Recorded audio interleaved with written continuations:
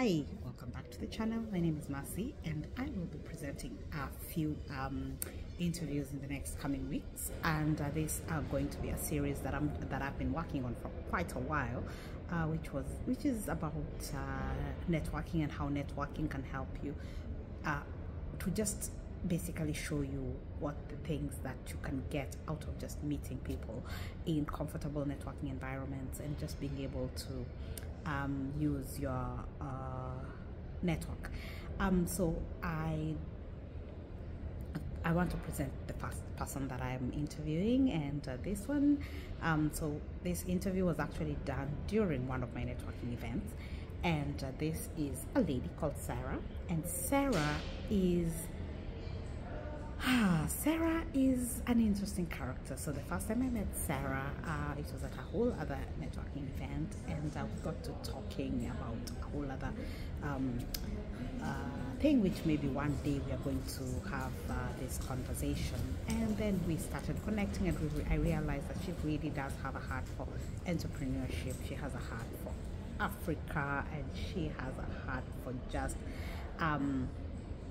bringing the good things that people have seen in Africa, that people produce in Africa, to get sponsorship and financial backing and everything from not just Europe but even in Africa. But just basically, she's been working on this project for quite a few years, and now it's also a networking project which basically brings together the people who are the producers with the venture capitalists, and help with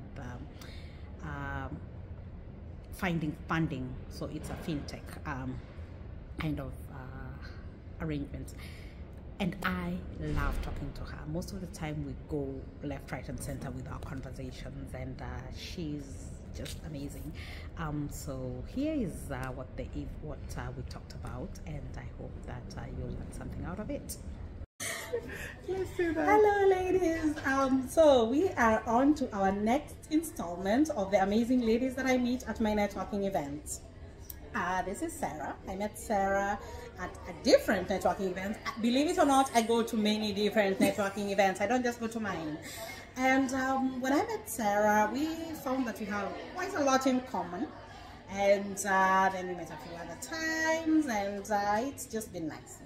So she does something which I found quite interesting, and it's I'm looking at it as something that is probably going to be very dear to my heart, because I can totally relate to what she's doing, trying to reach out. But I'll let her explain that to us. So just start by telling us a bit, introduce yourself. Who are you, and why should we listen to you for the rest of this, for the next 10 minutes? Okay, so my name is Sarah. I am from Côte d'Ivoire, and I'm an entrepreneur, but I'm not the entrepreneur who just decide to become entrepreneur when they have the opportunity or after school. I was born entrepreneur.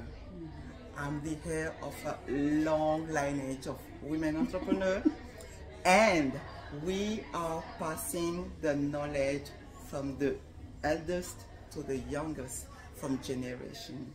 So what you see now is just the last version of the best wine, if you can call it like this, of entrepreneurship from the north of Côte d'Ivoire. Nice. So if you know about the Jula people, you will know, the name even mean traders.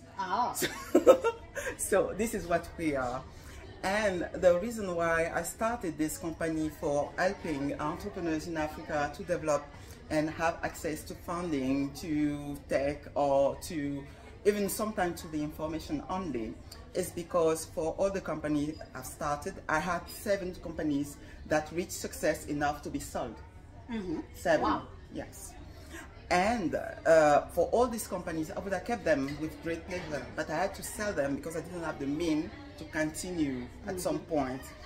When you're not ready to stop your life to make something work, you need to let it go yeah. with somebody who had the means to do it without sacrificing too much. Very true. And I want to give the opportunity to entrepreneurs in Africa to do that. This was the first part. When I started the business, I realized that a lot of entrepreneurs in Africa have lost the African spirit of it. Okay. They are trying to mirror what you see in Europe. And being from these two cultures, from Ivory Coast and also from Switzerland, I can see where they want to go, and I also can see what it will fail. Yeah. Because some things are not transposable. We don't have the same problem, we don't have the same spirit, and we don't have the same approach of life. So basically, my point of telling people to come and see me is, if you are African, you want your business to be African, you want your business to fit Africa, you want your business to help Africa, come to me. Because I know how to manage all this and help you find what will help you go the way. Okay. So I feel like the main question that most people would say, especially I'm thinking about it from me trying to give some of my relatives business advice, and they told me, yeah, but you live in Europe, what do you know? Oh. What do you know about how much we are suffering? You Yes. don't understand. You've been there for too long. You don't understand the local problems. The thing that I don't really live here, as I'm moving a lot, Oh, it's yes, 2 it's months true. and 2 Every months. day I call, every time I call, can you have lunch? Oh, I'm in Ivory Coast. I'm like, woman, now it's cheaper the tickets to Ivory Coast. Before I go to Kenya, I have to plan for a year. It's for free. No, not true, not true. Okay. Actually, so I'm living, and I have one leg there, Yeah. and one leg here. Okay. And it's very interesting that you bringing this question out, because sometimes the person who sees clearly the situation is the one who is a little bit aback. Yes. You see, you take one step back, and then you have the full picture. When they are in the rush, sometimes they think that the problem is something, and you from away, you can tell that the problem is That not is there. the problem, yeah. There's something else. As we were speaking about entrepreneurs who thought that they was lacking money, and the problem is not money. Sometimes people think that they are lacking money, but the problem is not money, because sometimes you can start a business and run it without any money. I did it maybe 4 times. Sometimes you think you need money, but what you need is a strategy. Yes. Money is a mean, it's just a road to Yes, get to something, get- so get to- itinerary. So it helps you to cut some, to save time sometimes, or to go directly to a point, to go quickly, but you still need to walk. If you don't have this shortcut, you will just have to walk. You can Yes. still make it. Yes. So what they need is a strategy. And the money is not the problem normally. So sometimes being away gives you the opportunity to see the full picture. This is what you can tell them. And I'm not away. I'm away two months, and then I'm on site 2 months, and then I'm away again 2 months. So yes, the diaspora has a good approach sometimes to business, to African business, because we can see what's missing in the picture. Yeah. We can see from the experience of something else, from just being away and not being in the rush, we can see what is missing. Okay, as part of what you do, I'm going to put the link to the website in the description box. But from what you do, one of the biggest things that you do is you actually create networking opportunities for the African businesses to actually meet with the potential venture capitalists and to see what can be done to help them. Why do you think this is an important step? I think it's important for them to meet, to realize that they're both people. Because sometimes when it comes to funding, you see numbers speaking to numbers. Yes. You see, so the venture capitalist will have his own charts, Excel sheet, and they want you to put your rentability in this on it, and from your part you will have your business plan, and both will speak together, and you don't know these people, and you don't know where they're going. What I want is make the owner of the business meet the person who is going to put their savings or the saving of their family, because sometimes we have the family offices, yeah, or the saving, or all the company will trust them to make something of it, because people will retire, yes, and they will take the money. Yes. I want them to see each other with the responsibility they have, and also the needs they have. Yes. Sometimes people, when they want to fund the business, they see only the business part of it. Yes. I will take the money, I will work with them, and I will pay them back. Or they want interest, and they don't even realize that they need in this interest to pay the people who trust them. Yes. We have a huge problem in Africa that all our transactions are zero-sum competition. So I win, you lose. What I win is directly equal to what you lose. And the sum of us that give zero. The world doesn't work like this. This is a capitalist way of working. When you see the traditional way of creating wealth in Africa, what I was taught by my grandmother, if I win, you win. And the result of all this cannot be zero.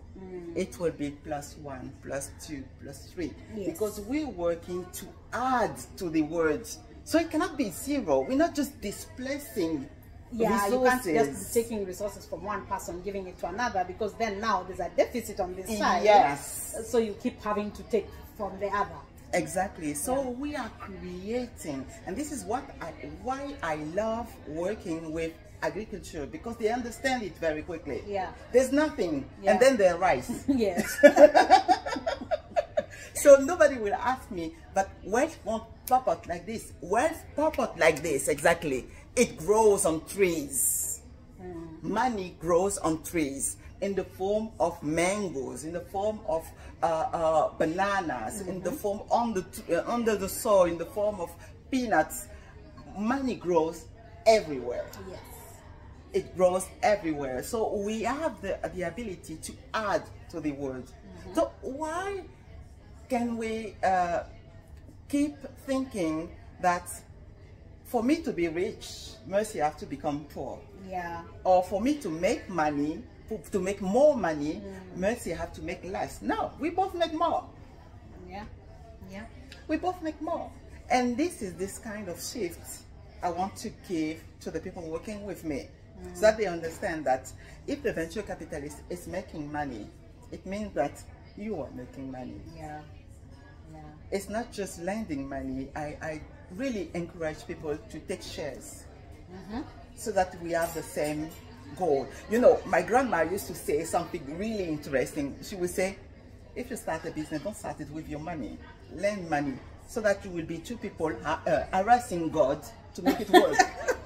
You too, you scream louder. Yeah. He will understand. Yes. That, oh, those people, they want money. Yeah. If you're alone, you're the only one. You're the only one crying. Ah, leave this one alone.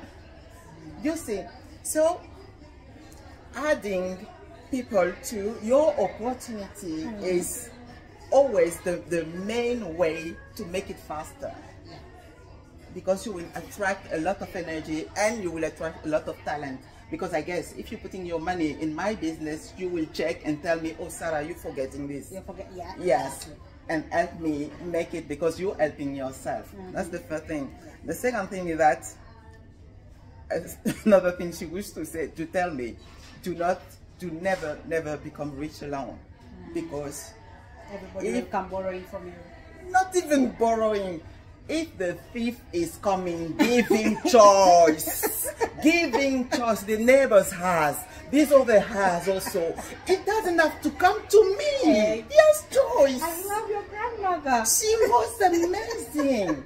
This is why I gave her name to the event. The name is Sita. Her name was Masita. And the name is Sita in Geneva because we're bringing wisdom to Geneva. And that's the big thing. We as African, we have a way to see things if we decide to use our African wisdom. Yes. And it's different. It's very different. It Yeah. totally is very different. I mean, so just to conclude, because the series is about networking, and you have put it very, very clearly that the person has to, you know, the importance of it. But now, what I always say, how does somebody come for that event? So if I'm inviting an entrepreneur from Kenya who has this amazing project and stuff like that, how are they coming to approach this year? Are they coming to say, because you know there's a power dynamic there, I need money from this person, so do I come as myself or do I play the game? I don't know, you know. Yes, yes. How would you advise somebody to be? Okay, so there's different approach. Some people will just want to come and check the water. So there's no a possibility for that. You just attend the event and check the water. Some other people already have a project. Yeah. They already have a project, they already have everything they need, and they just need the partner now. Yeah. So then, for them, we have a kind of exposition. They will be able to display the project and have a pitch in front of investors. So they will be able to speak about the project and convince people about that. There's another possibility for somebody who has an idea but doesn't have the project yet. This person can reach me so that we can build the project together and then take it to the attention of the investors. Okay. So to attend the event, I think this is the simplest thing to do. You just go to the website or send you an email, send me an email, and we will do whatever we need to do to make them come. And for the visas, a lot of people are asking me, how do you manage the visas? We're sending letters for the visas. And for the moment, nobody said no to my entrepreneurs. They always got the visas to come to the event. So yeah, but they have projects, they have, yes. You know, so I think that's the other thing people don't realize. Visas are not denied just for no reason. If you have valid because you are, of course, you're checking if these things are valid. Yes. If they're, you're not just making up papers and things like that. So normally, if your papers are in order, the visa is not usually that much of a problem, unless, you know. But the Schengen visa tends to, well, the waiting list can be another story. The waiting list can be long, so you don't want to wait. And other thing, you spoke about the power dynamic. This is something African entrepreneurs have to understand also, is that the power dynamic is not in our defavor. It's not that we need the money and they are sitting on it. Sitting on it doesn't give them anything. They need to put the money in a business that will be profitable. And right now in Europe, what Africans don't know is that if you get 3% revenue, 3% profit on your investment, you're lucky. All the business I've been following until now is more than 7%, all in Africa. In Europe, there's nothing at 7%. It doesn't exist anymore. So we're not the beggars here.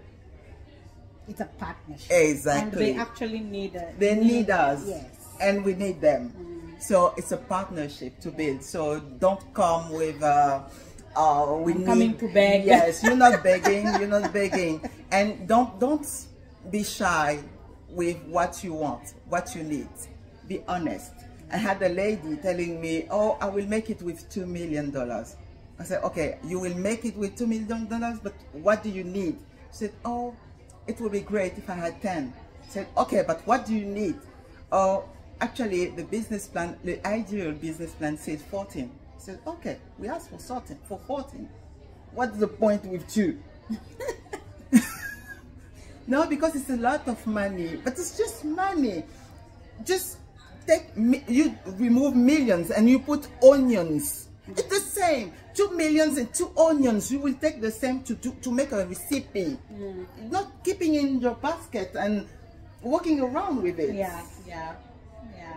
So sometimes we need to have a business people mentality. This mindset is very important. So how do we conclude?